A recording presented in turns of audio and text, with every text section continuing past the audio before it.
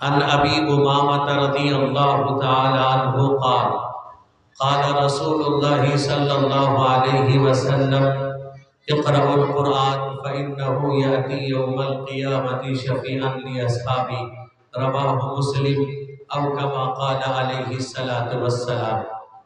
صدر محترم، حضرات علماء کرام، معزز حاضرین، میرے بزرگوں، بھائیوں، جوانوں، قابل قدر میری مائیں اور بہنیں، آج آپ کا یہ جلسہ مکتب فیض اسماعیل کا سالانہ جلسہ ہے، جہاں نوجوانوں نے بڑی محبت، بڑی محنت، بڑی تگ و دو کے بعد اس جلسے کا انعقاد کیا، جس میں میرے دوستو ایشیا کے عظیم ادارے دارالعلوم دیوبند کے ایک عظیم سپوت، ایک عظیم استاد حدیث، اور میں یہ کہنے پر اپنے آپ کو فخر محسوس کرتا ہوں، یہ میری سعادت کی بات ہے کہ حضرت مولانا مفتی محبوب برفروخ صاحب قاسمی دامت برکاتہم، میرے دوستو یہ میرے لیے سعادت کی بات ہے کہ حضرت مولانا میرے ساتھی ہیں۔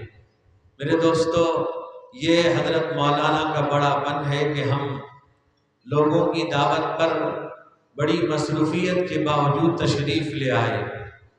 ہونا تو یہی چاہیے کہ حضرت مولانا کا خطاب جلد سے جلد شروع ہو جائے، لیکن جو بچے اور خاص طور پہ مکتب پہ جس قدر محنت کر رہے ہیں، ان کی دل جو بھی مقصود ہے، میرے دوستو اللہ کا فضل ہے، یہ مکتب کامیاب ہے۔ میں وہی مکتب میں پڑھانے والوں سے ایک درخواست کروں گا کہ یاد رکھیں، آپ اپنے مکتب میں بچوں کو پڑھاتے ہیں اور یہ مت سمجھیے کہ مفت تعلیم دیں گے، بلکہ آپ اپنے بچوں کو جس طرح آپ ٹیوشن کرتے ہیں، ابھی آپ حضرت مولانا داؤد صاحب سے سن رہے تھے کہ صبح سے بچے ٹیوشن کے لیے نکل پڑتے ہیں۔ میں آپ کو بتلاؤں، سردی کا موسم ہے، اتنی سخت سردی اور کوہرا بھی، اور صبح کی نماز کے بعد میں جب ٹہلنے نکلتا تھا تو اس وقت میں یہ دیکھتا تھا کہ یہاں سے بچے اور بچیاں ٹیوشن ان کا ختم ہو کر کے وہ گھر جا رہے تھے، ابھی نماز ختم ہوئی ہے۔ یعنی ہمیں اس کا تو احساس ہے، ہونی بھی چاہیے، لیکن انتہائی ضروری چیز یہ ہے کہ ہم انہیں دیندار بنائیں۔ میرے دوستو پوری دنیا کا عالم و حافظ ہونا ضروری نہیں، دیندار ہونا ضروری ہے، اپنی بچیوں کو مومنہ بنانا ضروری ہے۔ میرے دوستو قرآن پاک کی تعلیم کا دینا ضروری ہے۔ آج میرے دوستو اس موسم میں، جبکہ موسم خراب ہوا، جہاں تک میرا خیال ہے کہ نوجوانوں کا دل چھوٹا ہو گیا، یاد رکھیے جو کچھ بھی ہوتا ہے اللہ کی مرضی سے ہوتا ہے، اللہ کی مرضی کے بغیر کچھ نہیں ہوتا۔ اللہ تبارک و تعالی جو چاہتے ہیں وہ ہوتا ہے، اللہ کی مرضی جو ہوتی ہے وہی ہوتا ہے۔ میں یہ سمجھتا ہوں کہ حضرت مولانا کی آمد کی برکت یہ ہے کہ اللہ کا فضل ہے کہ نوجوانوں نے جس جگہ کا انتخاب کیا پروگرام کے لیے، آسانی سے پروگرام اور کامیابی کی طرف رواں دوا ہے۔ میرے دوستوں، میرے بزرگوں، یاد رکھیے جو کچھ بھی آج ہم ہیں یہ اللہ کی توفیق سے ہے۔ مکتب چل رہا ہے اور مکتب میں کام کر رہے ہیں، مکتب میں ہم تعاون کر رہے ہیں، ہمارے بچے پڑھتے ہیں، ہماری بچیاں پڑھتی ہیں، یہ سب اللہ کی توفیق سے ہے۔ میرے دوست بزرگوں، قرآن پاک کی تعلیم کا دینا انتہائی ضروری ہے اور قرآن پاک کا صحیح پڑھنا انتہائی ضروری ہے۔ آج بہت سے لوگ ہیں یہ کہتے ہیں کہ ہم قرآن پاک پڑھتے ہیں، قرآن پاک کی تلاوت کرتے ہیں۔ میرے دوستو یاد رکھیے مکتب صرف بچوں کے لیے نہیں ہوا کرتا، بڑے بھی اپنے قرآن کی صحیح تعلیم کے لیے قرآن کی تصحیح کریں، قرآن صحیح پڑھنا سیکھیں، انتہائی ضروری ہے۔ میرے دوستو، میرے بزرگوں، اگر آپ سب سے پہلے آپ سورہ فاتحہ ٹھیک کریں کہ کس طرح صحیح پڑھا جاتا ہے، میرے دوستو آپ مکتب میں آئیں گے یا مدرسے میں آئیں گے آپ کو وہاں حافظ قرآن عالم دین آپ کے سورہ فاتحہ کو صحیح پڑھنے کا طریقہ بتلائے گا، اس لیے کہ اللہ کا کلام ہے، اللہ کی کتاب ہے۔ اللہ کے نبی رحمت کونین حضور سید عالم محمد مصطفیٰ صلی اللہ علیہ وسلم نے یہ ارشاد فرمایا کہ من اراد ان یحدث ربہ فلیقرأ القرآن، جو اپنے اللہ سے بات کرنا چاہتا ہے وہ قرآن پاک پڑھے، قرآن پاک کی تعلیم حاصل کرے۔ میرے دوست بزرگوں، آج ہمارے گھروں سے قرآن پاک کی تعلیم ختم ہو گئی، قرآن پاک کی تلاوت ختم ہو گئی۔ ایک زمانہ وہ تھا ہمارے گھروں سے قرآن پاک کی تلاوت کی آوازیں آیا کرتی تھی، وہ آواز بند ہو چکی ہے۔ میرے دوست موبائل کے آواز آتے ہیں۔ اللہ فرماتا ہے ان فی ذلک لذکری لمن کان لہ قلب او القی السمع وہو شہید۔ اللہ کہتا ہے قرآن پاک میں ایسی نصیحت ہے جس کے پاس صحیح عقل و فہم ہوگا۔ یہاں قلب سے مفسرین عقل مراد لیتے ہیں، وہ قرآن پاک کو سمجھے گا، قرآن پاک کو پڑھے گا، قرآن پاک پر عمل کرے گا۔ میرے دوست میرے بزرگوں، روایت میں آتا ہے حضرت عثمان رضی اللہ عنہ روایت کرتے ہیں، بخاری شریف کی روایت ہے، فرمایا اللہ کے نبی صلی اللہ علیہ وسلم نے کہ خیرکم من تعلم القرآن وعلمہ، ایک روایت میں ان من خیارکم، ایک روایت میں ان افضلکم، تم میں سب سے بہتر، سب سے بڑھیا، سب سے افضل وہ ہے جو قرآن پڑھتا پڑھاتا ہے، قرآن سیکھتا سکھاتا ہے۔ میرے دوست بزرگوں، میرے نوجوانوں، یاد رکھو قرآن پاک کی تعلیم کو ضروری سمجھو۔ گھر گھر، گوشے گوشے، علاقے علاقے میں، کوچے کوچے میں میرے دوست مکاتب قرآنیہ اور مکاتب دینیہ کا قیام انتہائی ضروری ہے۔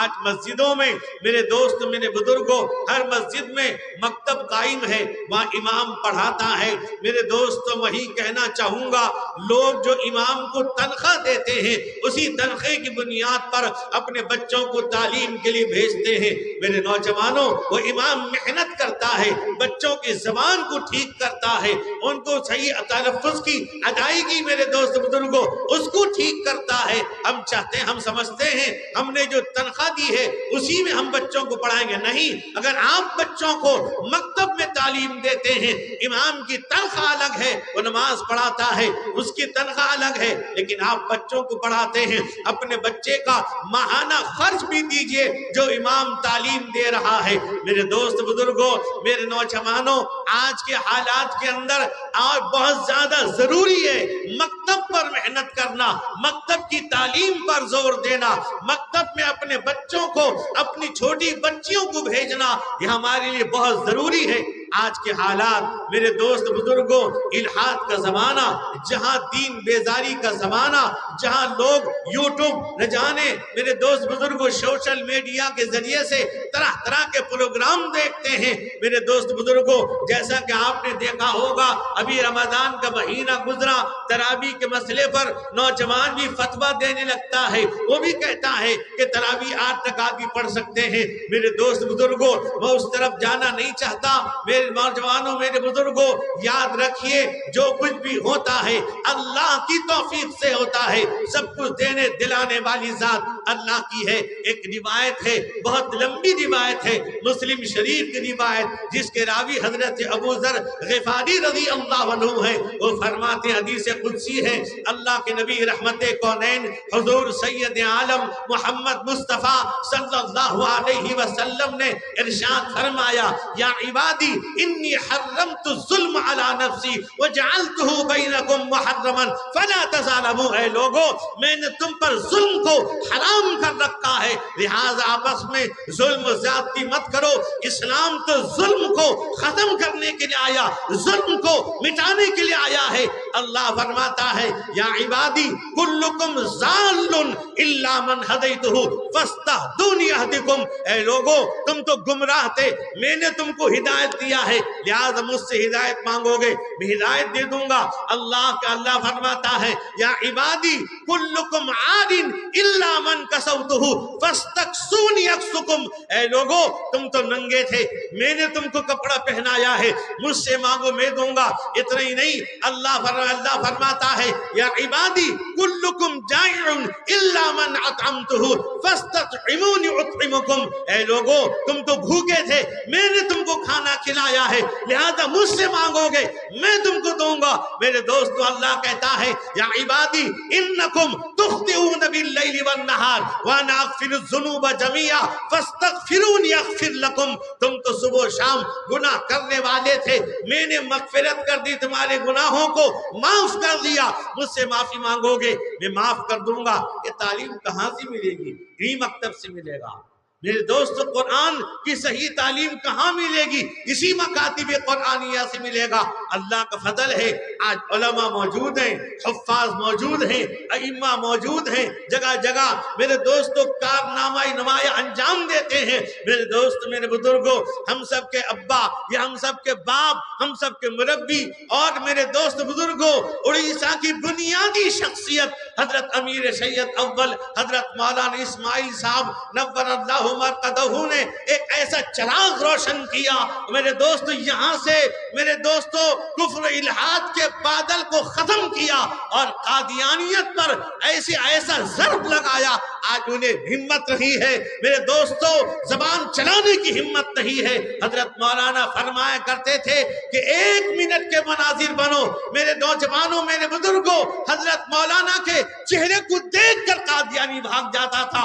مجھے یاد ہے میرے دوست بزرگوں، حضرت پیر ذوالفقار صاحب نقشبندی رحمت اللہ علیہ کے ایک خلیفہ جلیل حضرت مولانا مفتی انعام صاحب عالی پور گجرات کے تشریف لاتے ہیں مرکز العلوم. فرمانے لگے کہ آنند گجرات کے اندر مناظرے کا ایک موقع آیا کہ قادیانیوں سے مناظرے کا وقت طے ہوا.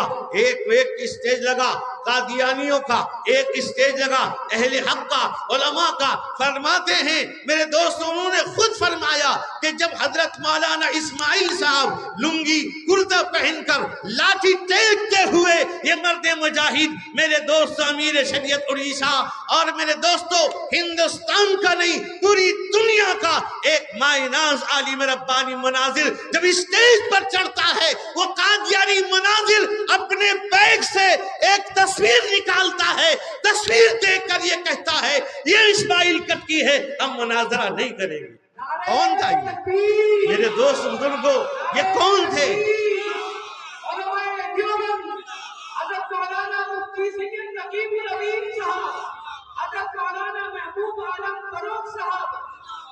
میرے دوستو یہ ہماری ذمہ داری ہے کہ حضرت مولانا نے ایک پیغام ہمیں دیا ہے رد قادیانیت پر.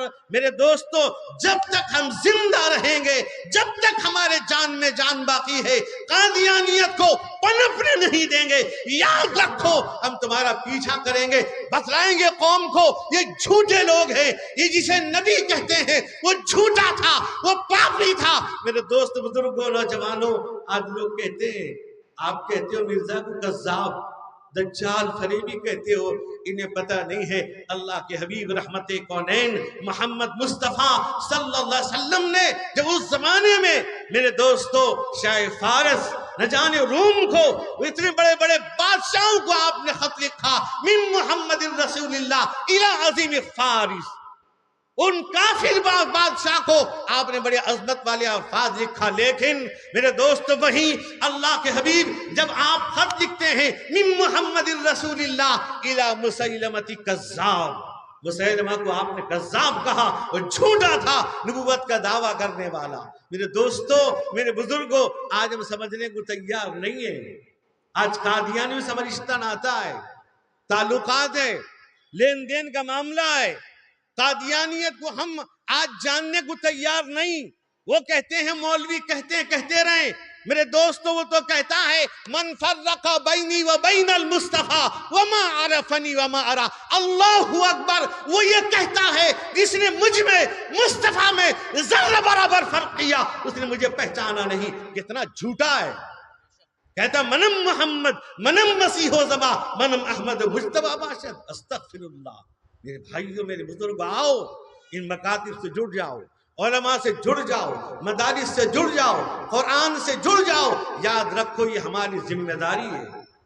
آج جو علماء آپ کی خدمت کر رہے ہیں، رمضان کا مہینہ آتا ہے، یہ مدارس والے، مدارس کے علماء آپ کے گھر گھر پہنچ کر کے آپ سے فرضیت کو ثابت کرتے ہیں، یعنی آپ کی فرضیت کی ادائیگی کے لیے زکوٰۃ وصول کر رہے ہیں. ابھی ہم نے سوچا یہ ہماری ذمہ داری ہے، یہ ان کی ذمہ داری نہیں. یہ علماء، میرے دوست، ہم دیکھ کے اپنے آپ کو سمجھ بچ علماء آ گئے. میرے بھائیوں کیا کر رہے ہیں؟ مدرسوں میں ہوتا کیا ہے؟ اللہ کا فضل ہے، یہ مدارس زندہ ہیں، یہ ملک زندہ ہے. یہ مدارس باقی ہے، یہ ملک باقی ہے. اگر خدا نہ خواستہ یہ مدارس اگر نہیں رہے، یہ ملک بھی باقی نہیں رہے گا. یاد رکھو میرے دوستو، حالات آتے رہیں گے، یہ حالات ہماری وجہ سے ہے. میرے دوستو، میرے جوانوں، جلسے کے منتظمین سے ایک بات کہنا چاہوں گا. اگر ہم جلسہ کرتے ہیں، جلسے کا فائدہ اسی وقت نظر آئے گا جب ہم صبح کی نماز مسجد میں نظر آئیں گے. مسجدیں خالی ہیں، ہم جلسہ کرتے ہیں. مسجدیں غیر آباد ہیں، ہم جلسہ کر رہے ہیں. ہمیں اس کا احساس نہیں ہے. میرے دوستو، آج ہم حکومتوں کو گالیاں دینے پہ لگے ہیں. کسی حکومت کا کوئی قصور نہیں ہے، قصور ہمارا ہے. جس دن ہم بدل گئے، جس دن ہم نے اپنے آپ کو بدل لیا، میرے دوستو میں کہا کرتا ہوں، جس دن صبح کی نماز میں مسجدیں اس طرح بھر جائیں جس طرح ہم جمعے بھر دیتے ہیں، قسم خدا کی اللہ ظالموں کا خاتمہ کر دے گا. حالات آتے رہیں گے، اس طرح کے تھپیڑے آتے رہیں گے، لیکن ہمیں مضبوط رہنا ہے. ہمیں اپنے دین پر قائم رہنا ہے، اپنے ایمان کی حفاظت کرنی ہے.